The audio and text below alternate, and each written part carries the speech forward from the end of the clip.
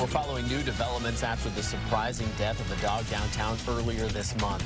This dog, Hank, was electrocuted while walking in front of the Washington Trust parking garage near First and Wall. A report determined it was stray voltage that stopped Hank's heart. Now some city council members want to make sure that can never happen again. They're considering an ordinance that would put new requirements on older sidewalk heating systems. KXLY4's Drew Reed is working for you with where we are in the process and how the law would work. According to a report, the heating system here that electrocuted Hank was put in the 70s and is not up to today's current code.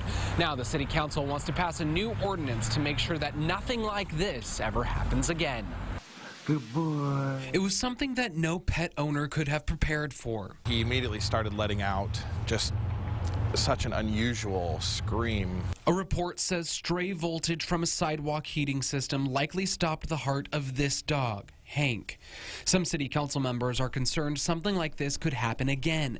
They worry there are more older heating systems that are not up to current code. After this news hit, I gotta believe every building owner or manager is checking to make sure they're not in that category.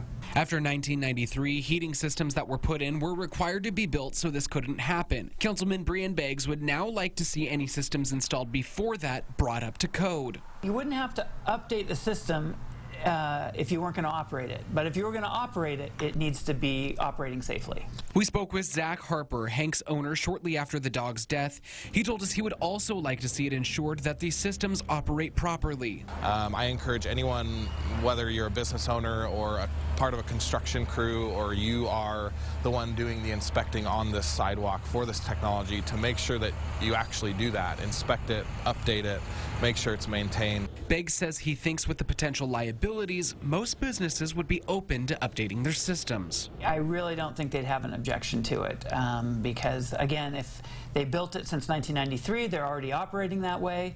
And if it's older than that, the liability for them is so great. I gotta believe they're gonna wanna do it safely. And right now, there is no timeline for when that ordinance could go into effect. In downtown Spokane, Drew Reeves, KXLY4 News.